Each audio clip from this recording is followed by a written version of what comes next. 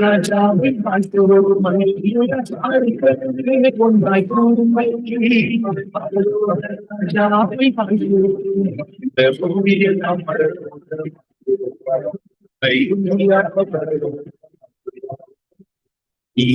பாருங்கள் கூறுங்கள் பரலோக ராஜாவை இந்த பூமியில் நாம் பரலோக இந்தியாவை பரலோக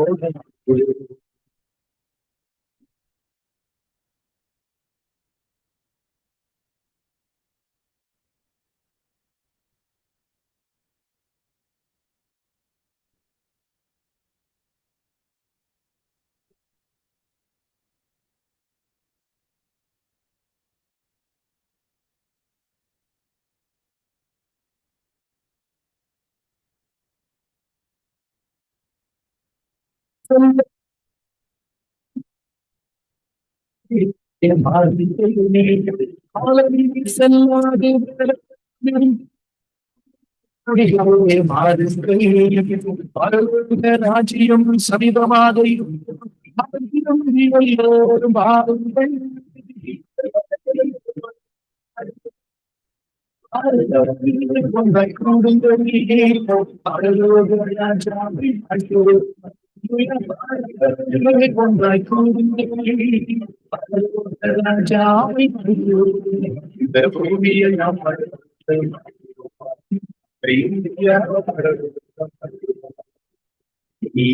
பாருங்கள் கூறுங்கள் பரலோக ராஜாவை இந்த பூமியில் நாம் பரலோக நம்ம இந்தியாவை பரலோக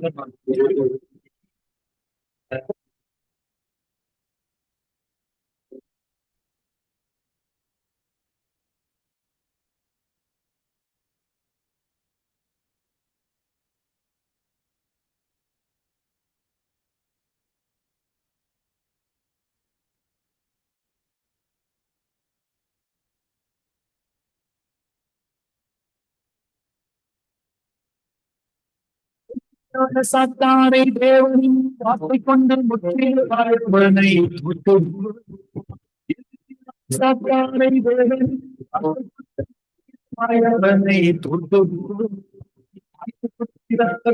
சாட்சியின் காலம் அவனை தோற்கடிக்கும்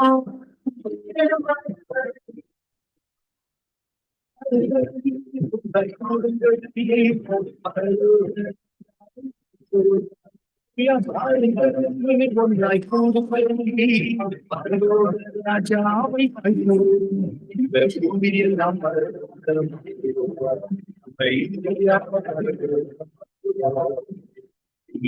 பாருங்கள் கூறுங்கள் பரலோக ராஜாவை இந்த பூமியில் நாம் பரலோக பரலோக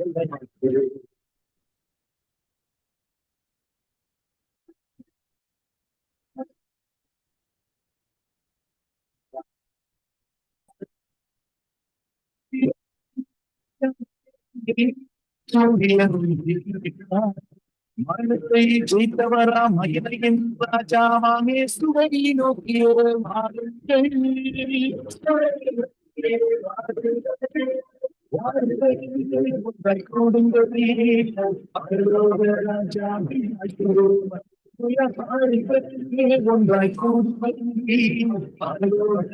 ராஜாவை இந்த பூமியில் நாம் பாருங்கள்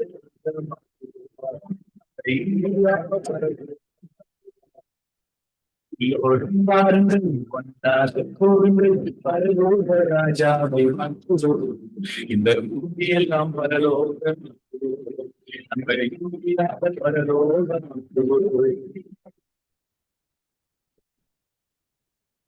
ஆதியாகமம் 5ஆம் அதிகாரம். இந்த காரியங்கள் நடந்த பின்பு கர்த்தருடைய வார்த்தை ஆபிராமுக்கு தரிசனத்திலே உண்டாகி, அவர், ஆபிராமே, நீ பயப்படாதே, நான் உனக்கு கேடகமும் உனக்கு மகா பெரிய பலனுமாயிருக்கிறேன் என்றார். அதற்கு ஆபிராம், கர்த்தராகிய ஆண்டவரே, அடியனுக்கு என்ன தருவீர்? நான் பிள்ளை இல்லாமல் இருக்கிறேனே. தமஸ்கு ஊரானாகிய இந்த எலியேசர் என் வீட்டு விசாரணை கர்த்தனாய் இருக்கிறானே என்றான். பின்னும் ஆபிராம், தேவரீர் எனக்கு புத்திர சந்தானம் அருளவில்லை, இதோ என் வீட்டிலே பிறந்த பிள்ளை எனக்கு சுதந்திரவாளியாய் இருக்கிறான் என்றான். அப்பொழுது கர்த்தருடைய வார்த்தை அவனுக்கு உண்டாகி, இவன் உனக்கு சுதந்திரவாளி அல்ல, உன் கற்ப பிறப்பாய் இருப்பவனே உனக்கு சுதந்திரவாளியாவான் என்று சொல்லி அவர் அவனை வெளியே அழைத்து, நீ வானத்தை அண்ணாந்து பார், நட்சத்திரங்களை எண்ண உன்னாலே கூடுமானால் அவைகளை எண்ணு என்று சொல்லி பின்பு அவனை நோக்கி, உன் சந்ததி இவ்வண்ணமாய் இருக்கும் என்றார். அவன் கர்த்தரை விசுவாசித்தான், அதை அவர் அவனுக்கு நீதியாக எண்ணினார். பின்னும் அவர் அவனை நோக்கி, இந்த தேசத்தை உனக்கு சுதந்திரமாக கொடுக்கும் பொருட்டு உன்னை ஊர் என்கிற கல்தேயருடைய பட்டணத்திலிருந்து அழைத்து வந்த கர்த்தர் நானே என்றார். அதற்கு அவன், கர்த்தராகிய ஆண்டவரே, நான் அதை சுதந்திரித்துக் கொள்வேன் என்று எதினால் அறிவேன் என்றான். அதற்கு அவர், 3 வயது பிடாரியையும் 3 வயது வெள்ளத்தையும் கடாவையும் என்னிடத்தில் கொண்டு வா என்றார். அவன் அவைகள் எல்லாவற்றையும் அவரிடத்தில் கொண்டு வந்து அவைகளை நடுவாக துண்டித்து துண்டங்களை ஒன்றுக்கொன்று எதிராக வைத்தான். பட்சிகளை அவன் துண்டிக்கவில்லை. பறவைகள் அந்த உடல்களின் மேல் இறங்கின, அவைகளை ஆபிராம் துரத்தினான். சூரியன் அஸ்தமிக்கும் போது ஆபிராமுக்கு அயர்ந்த நித்திரை வந்தது, திகிலும் காரிருளும் அவனை மூடிக்கொண்டது. அப்பொழுது அவர் ஆபிராமை நோக்கி, உன் சந்ததியார் தங்களுடையதல்லாத அந்நிய தேசத்திலே பரதேசிகளாயிருந்து அத்தேசத்தாரை சேவிப்பார்கள் என்றும் அவர்களால் 400 வருஷம் உபத்திரவப்படுவார்கள் என்றும் நீ நிச்சயமாய் அறிய கடவாய். இவர்கள் சேவிக்கும் ஜாதிகளை நான் நியாயம் தீர்ப்பேன். பின்பு மிகுந்த பொருள்களுடனே புறப்பட்டு வருவார்கள். நீ சமாதானத்தோட உன் பிதாக்களிடத்தில் சேருவாய். நல்ல முதிர் வயதிலே அடக்கம் பண்ணப்படுவாய். 4ஆம் தலைமுறையிலே அவர்கள் இவ்விடத்துக்கு திரும்ப வருவார்கள். ஏனென்றால் எமோரியருடைய அக்கிரமம் இன்னும் நிறைவாகவில்லை என்றார். சூரியன் அஸ்தமித்து காரிருள் உண்டான பின்பு இதோ புகைகிற சூளையும் அந்த துண்டங்களின் நடுவே கடந்து போகிற அக்கினி ஜுவாலையும் தோன்றின. அந்நாளிலே கர்த்தர் ஆபிராமோட உடன்படிக்கை பண்ணி, எகிப்தின் நதி துவக்கி ஐபராத் நதி என்னும் பெரிய நதி மட்டும் உள்ளதும் கேனியரும் கெனிசியரும் கத்மோனியரும் ஏத்தியரும் பெரிசியரும் ரெப்பாயிமியரும் எமோரியரும் கானானியரும் கிர்காசியரும் எபூசியரும் என்பவர்கள் இருக்கிறதுமான இந்த தேசத்தை. ஆதியாகமம் 16ஆம் அதிகாரம். ஆபிராமுடைய மனைவியாகிய சாராய்க்கு பிள்ளை இல்லாதிருந்தது. எகிப்து தேசத்தாளாகிய ஆகார் என்னும் பெயர் கொண்ட ஒரு அடிமை பெண் அவளுக்கு இருந்தாள். சாராய் ஆபிராமை நோக்கி, நான் பிள்ளை பெறாதபடிக்கு கர்த்தர் என் கற்பத்தை அடைத்திருக்கிறார். என் அடிமை பெண்ணோடே சேரும், ஒருவேளை அவளால் என் வீடு கட்டப்படும் என்றாள். சாராயின் வார்த்தைக்கு ஆபிராம் செவி கொடுத்தான். ஆபிராம் கானான் தேசத்தில் 10 வருஷம் குடியிருந்த பின்பு ஆபிராமின் மனைவியாகிய சாராய் எகிப்து தேசத்தாளான தன் அடிமை பெண்ணாகிய ஆகாரை அழைத்து அவளை தன் புருஷனாகிய ஆபிராமுக்கு மறுமனையாட்டியாக கொடுத்தாள். அவன் ஆகாரோடை சேர்ந்தபோது அவள் கர்ப்பம் தரித்தாள். அவள் தான் கர்ப்பவதியானதை கண்டபோது தன் நாச்சியாரை அற்பமாக எண்ணினாள். அப்பொழுது சாராய் ஆபிராமை நோக்கி, எனக்கு நேரிட்ட அநியாயம் உமது மேல் சுமரும். என் அடிமை பெண்ணை உம்முடைய மடியிலே கொடுத்தேன். அவள் தான் கர்ப்பவதி ஆனதைக் கண்டு என்னை அற்பமாக எண்ணுகிறாள். கர்த்தர் எனக்கும் உமக்கும் நடுநின்று நியாயம் தீர்ப்பாராக என்றாள். அதற்கு ஆபிராம் சாராயை நோக்கி, இதோ உன் அடிமை பெண் உன் கைக்குள் இருக்கிறாள். உன் பார்வைக்கு நலமானபடி அவளுக்கு செய் என்றான். அப்பொழுது சாராய் அவளை கடினமாய் நடத்தினபடியால் அவள் அவளை விட்டு ஓடி போனாள்.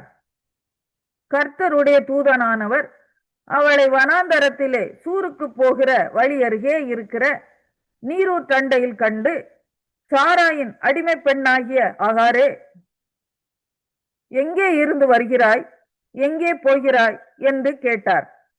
அவள், நான் என் நாச்சியாராகிய சாராயை விட்டு ஓடி போகிறேன் என்றாள். அப்பொழுது கர்த்தருடைய தூதனானவர், நீ உன் நாச்சியார் அண்டைக்கு திரும்பி போய் அவள் கையின் கீழ் அடங்கி இரு என்றார். பின்னும் கர்த்தருடைய தூதனானவர் அவளை நோக்கி, உன் சந்ததியை மிகவும் பெருக பண்ணுவேன், அது பெருகி எண்ணி முடியாததாய் இருக்கும் என்றார். பின்னும் கர்த்தருடைய தூதனானவர் அவளை நோக்கி, நீ கர்ப்பவதியாய் இருக்கிறாய், ஒரு குமாரனை பெறுவாய். கர்த்தர் உன் அங்கலாய்ப்பை கேட்டபடியினால் அவனுக்கு இஸ்மவேல் என்று பேரிடுவாயாக. அவன் துஷ்ட மனுஷனாய் இருப்பான். அவனுடைய கை எல்லாருக்கும் விரோதமாகவும் எல்லாருடைய கையும் அவனுக்கு விரோதமாகவும் இருக்கும். தன் சகோதரர் எல்லாருக்கும் எதிராக குடியிருப்பான் என்றார். அப்பொழுது அவள், என்னை காண்பவரை நானும் இவ்விடத்தில் கண்டேன் அல்லவா என்று சொல்லி தன்னோட பேசின கர்த்தருக்கு, நீர் என்னை காண்கிற தேவன் என்று பெயரிட்டாள். ஆகையால் அந்த துறவு பெயர் லகாய் ரோயி எண்ணப்பட்டது. அது காதேசுக்கும் பாரேத்துக்கும் நடுவே இருக்கிறது. ஆகார் ஆபிராமுக்கு ஒரு குமாரனை பெற்றாள். ஆபிராம் ஆகார் பெற்ற தன் குமாரனுக்கு இஸ்மவேல் என்று பெயரிட்டான். ஆகார் ஆபிராமுக்கு இஸ்மவேலை பெற்றபோது ஆபிராம் 18ஆம் சங்கீதம். ராக தலைவனுக்கு ஒப்புவிக்கப்பட்ட சங்கீதம். கர்த்தருடைய தாசனாகிய தாவீது இந்த பாட்டின் வார்த்தைகளை கர்த்தர் தன்னை தன்னுடைய எல்லா சத்துருக்களின் கைக்கும் சவுலின் கைக்கும் நீங்களாக்கி விடுவித்த நாளிலே பாடினது. என் பெலனாகிய கர்த்தாவே, உம்மில் அன்பு கூறுவேன். கர்த்தர் என் கன்மலையும் என் கோட்டையும் என் இரட்சகரும் என் தேவனும், நான் நம்பி இருக்கிற என் துருகமும் என் கேடகமும் என் இரட்சணிய கொம்பும் என் உயர்ந்த அடைக்கலமுமாயிருக்கிறார். துதிக்கு பாத்திரராகிய கர்த்தரை நோக்கி கூப்பிடுவேன். அதனால் என் சத்துருக்களுக்கு நீங்களாக்கி ரட்சிக்கப்படுவேன். மரண கட்டுகள் என்னை சுற்றி கொண்டது. துர்ச்சன பிரவாகம் என்னை பயப்படுத்தினது. பாதாள கட்டுகள் என்னை சூழ்ந்து கொண்டது. மரண கண்ணிகள் என் மேல் விழுந்தது. எனக்கு உண்டான நெருக்கத்திலே கர்த்தரை நோக்கி கூப்பிட்டு என் தேவனை நோக்கி அபயமிட்டேன். தமது ஆலயத்திலிருந்து என் சத்தத்தை கேட்டார். என் கூப்பிடுதல் அவர் சந்நிதியில் போய் அவர் செவிகளில் ஏறிற்று. அப்பொழுது பூமி அசைந்து அதிர்ந்தது. அவர் கோபம் கொண்டபடியால் பர்வதங்களின் அஸ்திபாரங்கள் குலுங்கி அசைந்தது. அவர் நாசியிலிருந்து புகை எழும்பிற்று. அவர் வாயிலிருந்து பட்சிக்கிற அக்கினி புறப்பட்டது. அதனால் தழல் மூண்டது. வானங்களை தாழ்த்தி இறங்கினார். அவர் பாதங்களின் கீழ் காரிருள் இருந்தது. கேருபின் மேல் ஏறி வேகமாய் சென்றார். காற்றின் செட்டைகளை கொண்டு பறந்தார். இருளை தமக்கு மறைவிடமாக்கினார். கரும்புனல்களையும் ஆகாயத்து கார்மேகங்களையும் தம்மை சூழ கூடாரமாக்கினார். அவருடைய சந்நிதி பிரகாசத்தினால் அவருடைய மேகங்கள் பறந்து விலகிற்று. கல்மழையும் நெருப்பு தழலும் விழுந்தது. கர்த்தர் வானங்களிலே குமுறினார். உன்னதமானவர் தமது சத்தத்தை தொனிக்க பண்ணினார். கல்மழையும் நெருப்பு தழலும் விழுந்தது. தம்முடைய அம்புகளை எய்து அவர்களை சிதறடித்தார். மின்னல்களை பிரயோகித்து அவர்களை கலங்க பண்ணினார். அப்பொழுது கர்த்தாவே, உம்முடைய கண்டிதத்தினாலும் உம்முடைய நாசியின் சுவாச காற்றினாலும் தண்ணீர்களின் மதவுகள் திறவுண்டு பூதலத்தின் அஸ்திபாரங்கள் காணப்பட்டது. உயரத்திலிருந்து அவர் கை நீட்டி என்னை பிடித்து ஜல பிரவாகத்தில் இருக்கிற என்னை தூக்கிவிட்டார். என்னிலும் அதிக பலவான்களாய் இருந்த என் பலத்த சத்துருவுக்கும் என்னை பகைக்கிறவர்களுக்கும் என்னை விடுவித்தார்.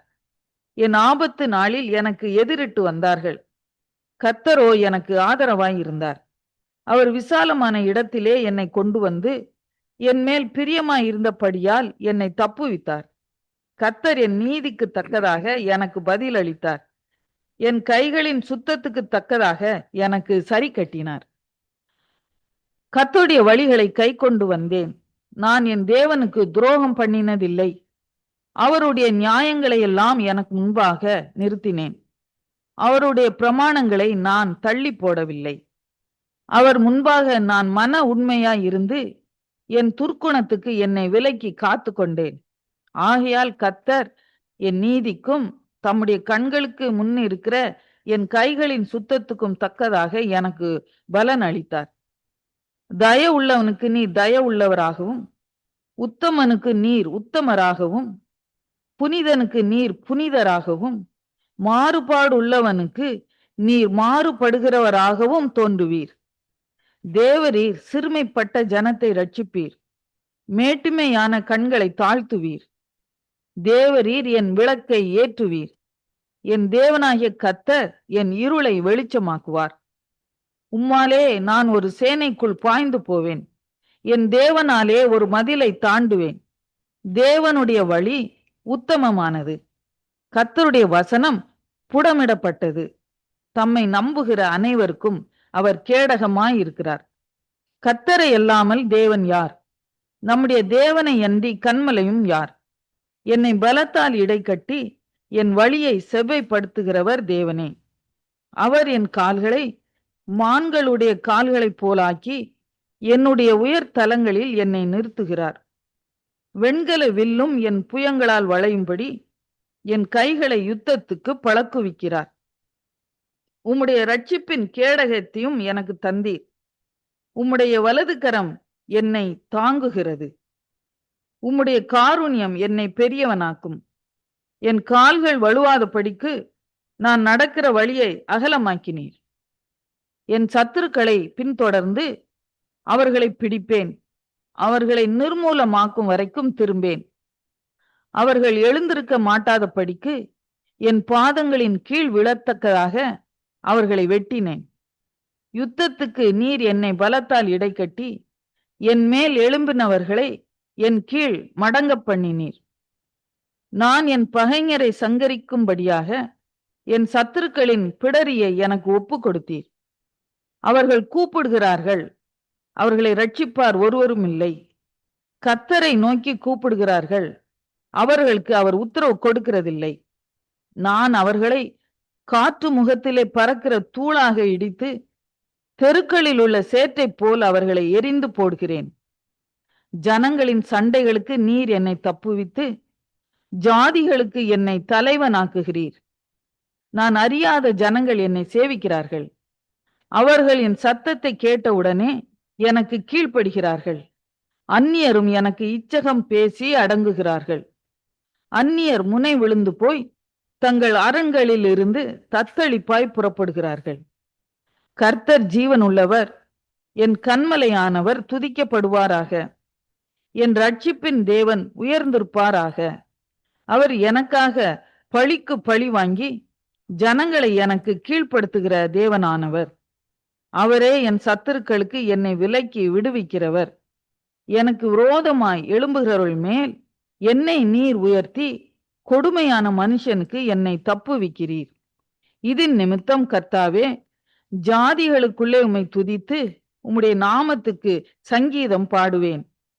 தாம் ஏற்படுத்தின ராஜாவுக்கு மகத்தான ரட்சிப்பை அளித்து தாம் அபிஷேகம் பண்ணின தாவீதுக்கும் அவன் சந்ததிக்கும் சதா காலமும் கிருபை செய்கிறார்.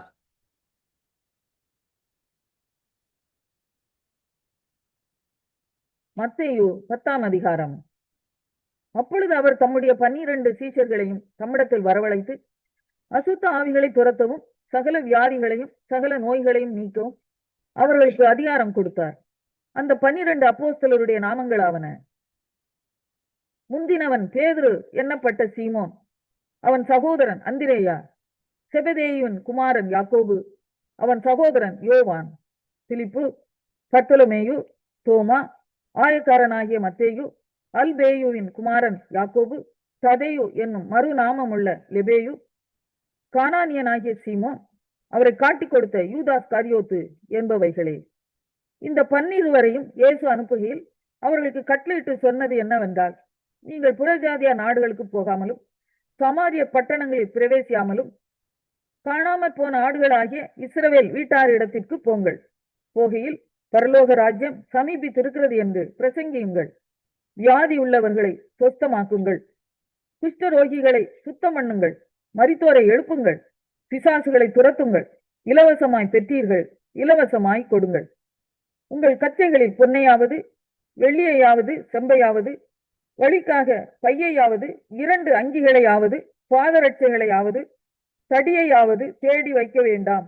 வேலையால் தன் ஆகாரத்துக்கு பாத்திரனாய் இருக்கிறான். எந்த பட்டணத்திலாவது கிராமத்திலாவது நீங்கள் பிரவேசிக்கும் போது அதிலே பாத்திரமானவர் யார் என்று விசாரித்து நீங்கள் புறப்படும் அளவும் அவனிடத்தில் தங்கியிருங்கள். ஒரு வீட்டுக்குள் பிரவேசிக்கும் போது அதை வாழ்த்துங்கள். அந்த வீடு பாத்திரமாய் இருந்தால் நீங்கள் கூறின சமாதானம் அவர்கள் மேல் வரக்கடவது. அபாத்திரமாய் இருந்தால் நீங்கள் கூறின சமாதானம் உங்களிடத்திற்கு திரும்ப கடவது. இவனாகிலும் உங்களை ஏற்றுக்கொள்ளாமலும் உங்கள் வார்த்தைகளை கேளாமலும் போனால் அந்த வீட்டையாவது பட்டணத்தையாவது விட்டு புறப்படும் போது உங்கள் கால்களில் படிந்த தூசியை உதறி போடுங்கள். நியாய தீர்ப்பு நாளிலே அந்த பட்டணத்திற்கு நேரிடுவதை பார்க்கிலும் சோதோம் குமரா நாட்டிற்கு நேரிடுவது லகுவாய் இருக்கும் என்று மெய்யாகவே உங்களுக்கு சொல்லுகிறேன். ஆடுகளை ஓநாய்களுக்குள்ளே அனுப்புகிறது போல இதோ நான் உங்களை அனுப்புகிறேன். ஆகையால் சர்ப்பங்களைப் போல வினா உள்ளவர்களும் புறாக்களைப் போல கபடற்றவர்களுமாய் இருங்கள். மனுஷரை குறித்து எச்சரிக்கையாய் இருங்கள். அவர்கள் உங்களை ஆலோசனை சங்கங்களுக்கு ஒப்புக் கொடுத்து தங்கள் ஜெப ஆலயங்களில் உங்களை வாரினால் அடிப்பார்கள். அவர்களுக்கும் புறஜாதியாருக்கும் சாட்சியாக என் நிமித்தம் அதிபதிகளுக்கு முன்பாகவும் ராஜாக்களுக்கு முன்பாகவும் கொண்டு போகப்படுவீர்கள். அவர்கள் உங்களை ஒப்புக் கொடுக்கும் போது எப்படி பேசுவோம் என்றும் என்னத்தை பேசுவோம் என்றும் கவலைப்படாதுங்கள். நீங்கள் பேச வேண்டுவது அந்நேரத்தில் உங்களுக்கு அருளப்படும். பேசுகிறவர்கள் நீங்கள் அல்ல, உங்கள் பிதாவின் ஆவியானவரே உங்களிலிருந்து பேசுகிறவர். சகோதரன் தன் சகோதரனையும் தகப்பன் தன் பிள்ளையையும் மரணத்துக்கு ஒப்பு கொடுப்பார்கள். பெற்றாருக்கு விரோதமாக பிள்ளைகள் எழும்பி அவர்களை கொலை செய்வார்கள். என் நாமத்தின் நிமித்தம் நீங்கள் எல்லாராலும் பகைக்கப்படுவீர்கள். முடிவு பரியந்தம் நிலைத்திருப்பவனே ரட்சிக்கப்படுவான். ஒரு பட்டணத்தில் உங்களை துன்பப்படுத்தினால் மறு பட்டணத்திற்கு ஓடிப்போங்கள். மனுஷகுமாரன் வருவதற்குள்ளாக நீங்கள் இஸ்ரவேலருடைய பட்டணங்களை எல்லாம் சுற்றி முடியாதென்று மெய்யாகவே உங்களுக்கு சொல்லுகிறேன். சீஷன் தன் போதகனிலும் வேலைக்காரன் தன் எஜமானிலும் மேற்பட்டவன் அல்ல. சீஷன் தன் போதகனைப் போலவும் வேலைக்காரன் தன் எஜமானைப் போலவும் இருப்பது போதும். வீட்டு எஜமானையே பேல் சபூல் என்று சொன்னார்களானால் அவன் வீட்டாரை அப்படி சொல்வது அதிக நிச்சயம் அல்லவா? அவர்களுக்கு பயப்படாதிருங்கள். வெளியாக்கப்படாத மறைபொருளும் இல்லை, அறியப்படாத ரகசியமும் இல்லை. நான் உங்களுக்கு இருளிலே சொல்லுகிறதை நீங்கள் வெளிச்சத்திலே சொல்லுங்கள். காதிலே கேட்கிறதை நீங்கள் வீடுகளின் மேல் பிரசித்தம் பண்ணுங்கள். ஆத்துமாவை கொல்ல வல்லவர்களாயிராமல் சரீரத்தை மாத்திரம் கொல்லுகிறவர்களுக்கு நீங்கள் பயப்பட வேண்டாம். ஆத்துமாவையும் சரீரத்தையும் நரகத்திலே அழிக்க வல்லவருக்கே பயப்படுங்கள். ஒரு காசுக்கு 2 அடைக்கலான் குருவிகளை விற்கிறார்கள் அல்லவா? ஆயினும் உங்கள் பிதாவின் சித்தம் இல்லாமல் அவைகளில் ஒன்றாகிலும் தரையிலே விடாது. உங்கள் தலையில் உள்ள மயிரெல்லாம் எண்ணப்பட்டு இருக்கிறது. ஆதலால் பயப்படாதிருங்கள். அநேகம் அடைக்கலான் குருவிகளை பார்க்கிலும் நீங்கள் விசேஷித்தவர்களாய் இருக்கிறீர்கள். மனுஷன் முன்பாக என்னை அறிக்கை பண்ணுகிறவன் எவனோ அவனை நானும் பரலோகத்தில் இருக்கிற என் பிதாவின் முன்பாக அறிக்கை பண்ணுவேன். மனுஷன் முன்பாக என்னை மறுதளிக்கிறவன் எவனோ அவனை நானும் பரலோகத்தில் இருக்கிற என் பிதாவின் முன்பாக மறுதளிப்பேன். பூமியின் மேல் சமாதானத்தை அனுப்ப வந்தேன் என்று எண்ணாதிருங்கள். சமாதானத்தை அல்ல, பட்டயத்தையே அனுப்ப வந்தேன். எப்படியெனில் மகனுக்கும் தகப்பனுக்கும் மகளுக்கும் தாய்க்கும் மருமகளுக்கும் மாமிக்கும் பிரிவினை உண்டாக்க வந்தேன். ஒரு மனுஷனுக்கு சத்துருக்கள் அவன் வீட்டாரே. தகப்பனையாவது தாயையாவது என்னிலும் அதிகமாய் நேசிக்கிறவன் எனக்கு பாத்திரன் அல்ல. மகனையாவது மகளையாவது என்னிலும் அதிகமாய் நேசிக்கிறவன் எனக்கு பாத்திரன் அல்ல. தன் சிலுவையை எடுத்துக்கொண்டு என்னை பின்பற்றாதவன் எனக்கு பாத்திரன் அல்ல. தன் ஜீவனை காக்கிறவன் அதை இழந்து போவான். என் நிமித்தம் தன் ஜீவனை இழந்து போகிறவன் அதை காப்பான். உங்களை ஏற்றுக்கொள்கிறவன் என்னை ஏற்றுக்கொள்கிறான். என்னை ஏற்றுக்கொள்கிறவன் என்னை அனுப்பினவரை ஏற்றுக்கொள்கிறான். தீர்க்கதரிசி என்னும் நாமத்தின் நிமித்தம் தீர்க்கதரிசியை ஏற்றுக்கொள்கிறவன் தீர்க்கதரிசிக்கு ஏற்ற பலனை அடைவான். நீதிமான் என்னும் நாமத்தின் நிமித்தம் நீதிமானை ஏற்றுக்கொள்கிறவன் நீதிமானுக்கு ஏற்ற பலனை அடைவான். சீஷன் என்னும் நாமத்தின் நிமித்தம் இந்த சிறியரில் ஒருவனுக்கு ஒரு கலசம் தண்ணீர் மாத்திரம் குடிக்க கொடுக்கிறவனும் தன் பலனை அடையாமல் போகான் என்று மெய்யாகவே உங்களுக்கு சொல்லுகிறேன் என்றார். இன்றைய நாளிலும் 8ஆம் தேதி 1ஆம் மாதம் 2026ஆம் ஆண்டு வியாழக்கிழமை இந்த நாளிலும் வேத தியானத்திற்கு எடுத்துக்கொண்ட பகுதி ஏசாயாவின் தீர்க்க தரிசன புஸ்தகம் 66வது அதிகாரம் 14வது வசனம்.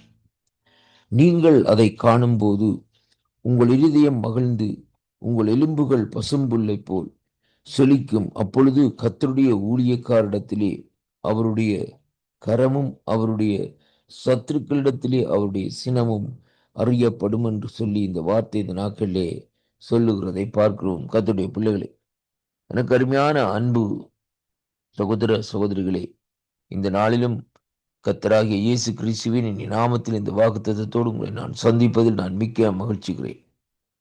இந்த நாளிலும் ஆண்டவர் இந்த நாட்களிலே ஏசாயா தீர்க்க தரிசியிலே புஸ்தகத்திலே இந்த நாட்களை இப்படியாக சொல்லி இருக்கிறார்.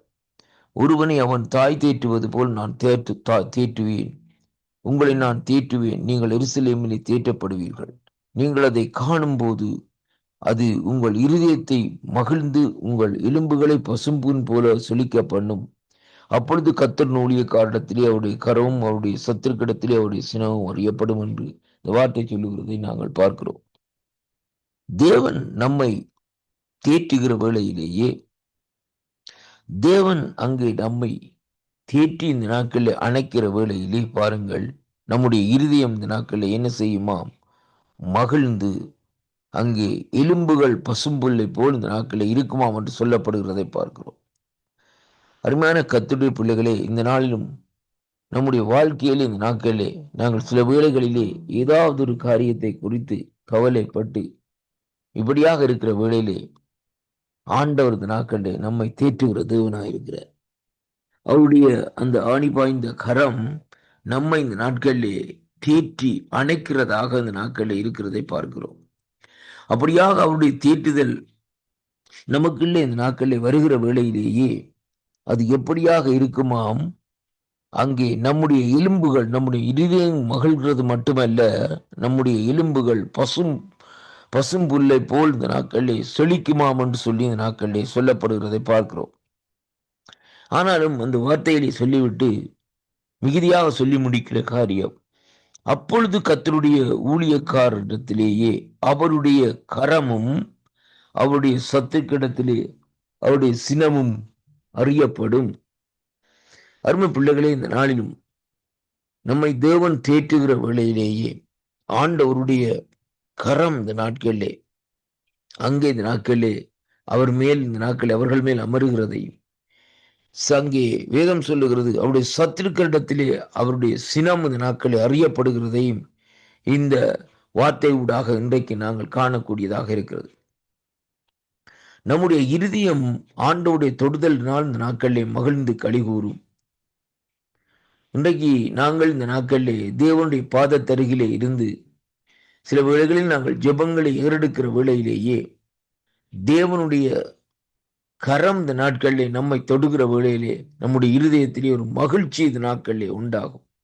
ஏனென்றால் அவர் ஆத்ம நேசர், ஆத்மாவை தேற்றுகிற தேவன் இந்த நாட்களிலே. அது மட்டுமல்ல, ஆண்டவருடைய கரம் இந்த நாட்களிலே நம்மை தொடுகிற வேளையிலே